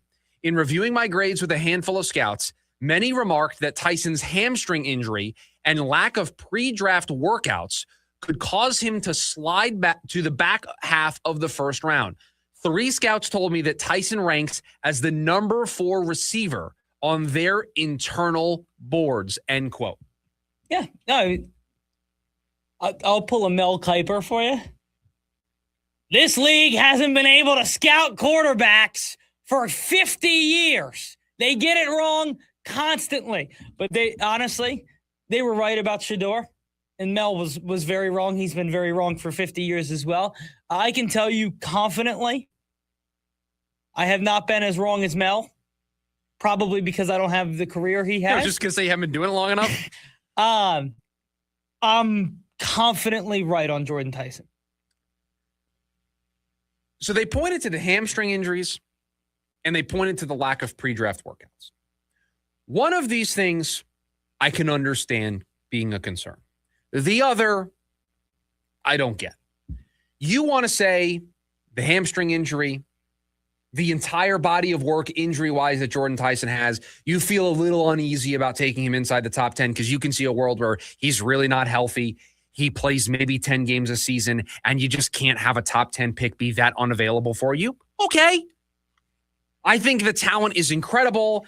I think he'll be able to keep himself relatively healthy, but I understand your concern, and I can see that being a reason why he slips. We see it all the time with guys who have that type of injury profile, and they slide. He's going to slide because he didn't do pre-draft workouts? You're just going to put on the tape, see a electric player, maybe the most talented receiver in the class, and say, since he didn't do pre-draft workouts, we're going to take him 25 instead of 12? Turn on the tape. That's the problem I have. I encourage people to turn on the tape with Jordan Tyson because in and out of breaks, he's as smooth as they come. He's a natural catcher of the football. His body control is absurd, and I get the hamstring concerns. And it's not just the hamstring, right? It's the hamstring. It's that he tore his ACL a couple years back. Yeah. And the collarbone gets added in. He got cheap shotted a little on the collarbone. Like, those things happen. But it is not a clean bill of health, right? It is not. a lot it is of cloudy, stops. Right, period. Right. No doubt about it. But at some point, if I'm sitting at 24, if I'm sitting at 23 in the back part of this first round, yes, and Jordan Tyson gets to me, okay. Can I move up 10 spots? Oh, the second time the phone. Okay, so you're going where I want to go with this. Because it was just yesterday we said, listen, this is not what they do. They don't move up. Monty doesn't move up. He's not that aggressive. And I'm not sure it's going to be for Ty Simpson. And by the way, I don't know if it would be for Jordan Tyson either. But are you ready for this? I know it's not it's Friday. It's not a take a note Thursday. I'd much rather do it for Jordan Tyson than I would for Ty Simpson. Do you want to sell tickets? Michael Bidwell, would you like to sell tickets? Would you like to sell jerseys? How many people are going to be walking around in a 0 Jordan Tyson jersey?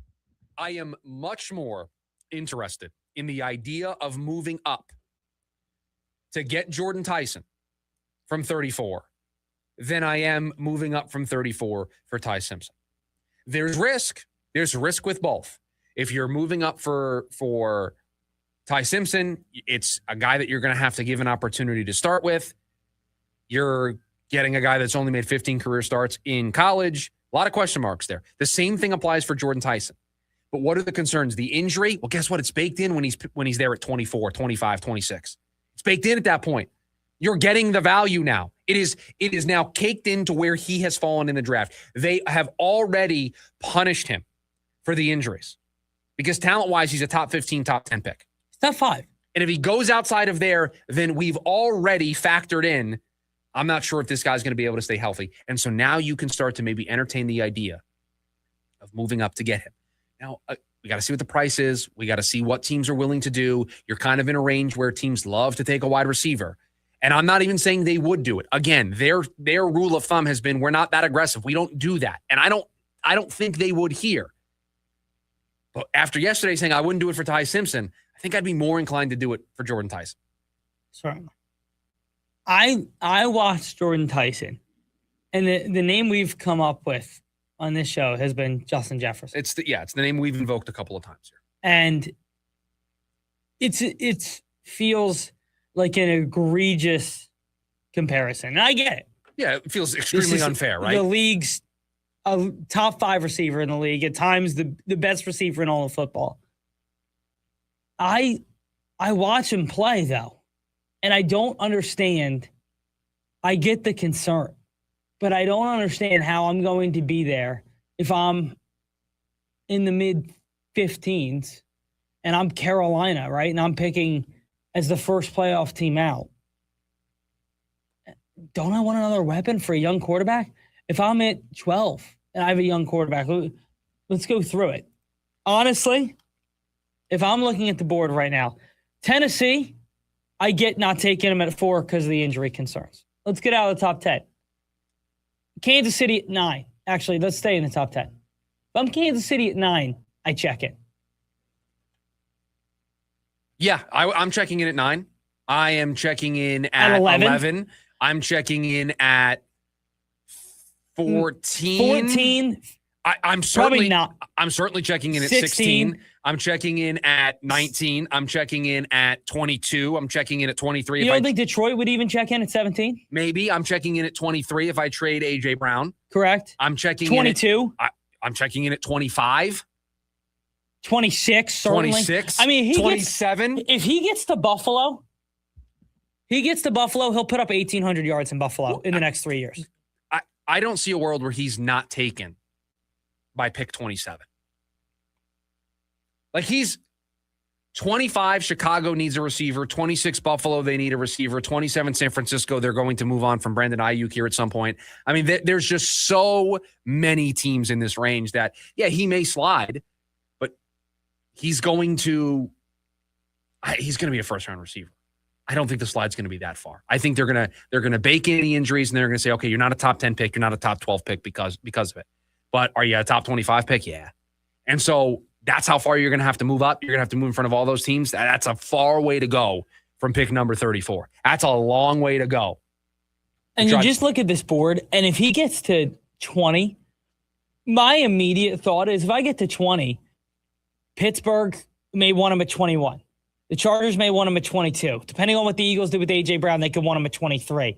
Now I'm looking at, is Buffalo interested in moving up? Right. And what about Houston? And so that's what Kansas City with? At 29. Could they move up a few spots? And that's what you're competing with, and so it's just not going to happen. Like, you have 5 teams just at the back part from 25 to 32 that I think could be interested in moving up into the top, 21 to take Jordan Tyson. So now I'm jumping seven teams. I think I need to get up to at least 18. And that price is way too high. And that I'm not willing to pay. Yeah. So they may be more willing to do it than for Ty Simpson, but I think the place you have to get to is a lot further up the board.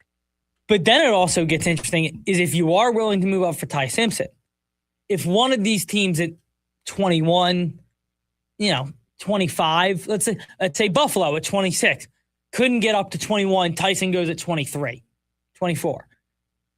Okay, let's reassess our board. Maybe we are willing to move back. And it may not cost as much. Yeah, it's the chess game, right? It is the ebbs and flows of the draft, depending on who goes where and what teams are aggressive and what teams want to move down. I love the draft. It's great. I mean, it's great. It is perfect. And we'll see how the strategy plays out here in a couple of weeks. 480-864-1060 is the phone number for you to join us here today on the program. You can also chat away with us over on the KDUS AM 1060 YouTube live stream. When we come back, it is all the stories we didn't get to here today on the program. We call them the leftovers. They're next. The lunch break, KDUS AM 1060. KDUS AM 1060 is your home for the Jim Rome Show. Indiana is not cheating. Lining up and punching the other guy in the face for 60 minutes, not against the rules. I challenge any of you social media whistleblowers to tell Kurt Signetti to his face that he is a cheater. The Jim Rome Show, 1 to 4 p.m. Monday through Friday, here on KDUS AM 1060. Online at KDUS1060.com and on the KDUS 1060 app. Spring is in the air, and Alev's long-lasting pain relief is here to keep you moving. The days are longer, and the flowers are blooming. Whether it's gardening, yard work, or just spending more time outdoors, spring has a way of getting us moving despite any body pain. That's where Aleve can keep you going. With just one dose, Aleve gives you long-lasting body pain relief for up to 12 hours. From sunup to sundown, Aleve's got your back. Try Aleve. Use as directed for minor aches and pains. The Gorillas, live in Phoenix. The Mountain Tour 2026. Performing at Mortgage Matchup Center, Friday, October 23rd. With special guests, Little Sims and Deltron 3030. Get ready to feel good all over again. The new album, The Mountain, is out now. Get tickets now at livenation.com. My uncle had a Maytag washer that ran for 37 years. Never broke, not once. His motto was buy it once, cry once, and never worry again. So when I started A1 Garage Door Service, I thought about my uncle's Maytag. And I thought about you, my clients. Hi, I'm Tommy Mello, owner of A1 Garage Door Service. I built something that no other garage door company can offer. The Max Life Spring System. The average garage door spring only lasts about 10,000 cycles. That's only 3 to 5 years. We engineered springs that last up to a lifetime, over 100,000 cycles. That's 30 plus years at a minimum. And the best part, the Max Life Spring is almost the same price as the standard springs most companies use. Buy once and never worry again. From garage door repairs to upgrades, call A1 Garage Door Service today or schedule online at a1garage.com. Buy once and never worry again. A1Garage.com. A1 from day one. Every Friday from 5 to 6 p.m. is MMA Friday on the Sports Zoo with official UFC ranker Scott Lewis, brought to you by RTO Sullivan's, your home for every UFC event.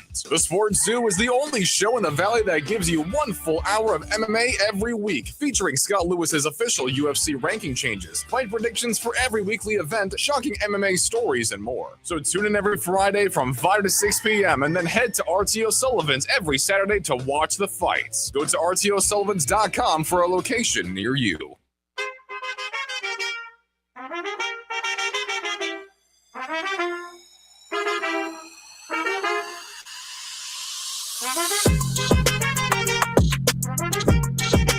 Wrapping up another week here of the program. What a fast show today. And I will tell you, when I started this morning, when I got up and I started driving here, I was like, this show's going to drag. Yeah, I thought it was going to take because of how tired we both were. I just wasn't sure if the energy level was going to be there, but we brought it. I knew when I got a text from you again in the wee hours of the morning, like, are you hiding your kegs? I was like, this is gonna be a long show. I texted you. My first text message to you was at exactly 2 a.m. And then you and I had a back and forth that lasted until 2:43. And I didn't fall asleep till 4. 2:43, I walked in the door from doing what we had to do this morning. So it's fun. I love doing it. This was my second year being able to help out. This was your first, and it's just it's a blast. It's so fun. Oh, And there is an adrenaline rush to it. You just you're hiding stuff. You have to come up with a clue for everybody to try to find, and then you get to wake up the next morning, and then you get to see how good your clue was. Did people find it? And then there's kind of this friendly competition within the building of you want your stuff to be found, obviously, but you want your clue to be like, it takes a little bit. And I honestly, first year. Yeah, you got it. You just want to, you want to see one go through the net. Basics. Right. But there are people in this building.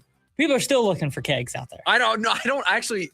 Right before we went on the air, somebody was still looking. There was one out there. That was 2 hours ago. I wonder if it's been found and it's claimed. And so yeah, our good friends. From where I heard it was hidden. Yeah, it's gonna be tough. It's gonna be tough. Our good friends over at KUPD, their Easter keg hunt this morning. We helped out, and it's a lot of fun. We love doing it. Corey helped out as well. Corey was hiding kegs. He was, yeah. So the entire KDUS staff was helping out this morning.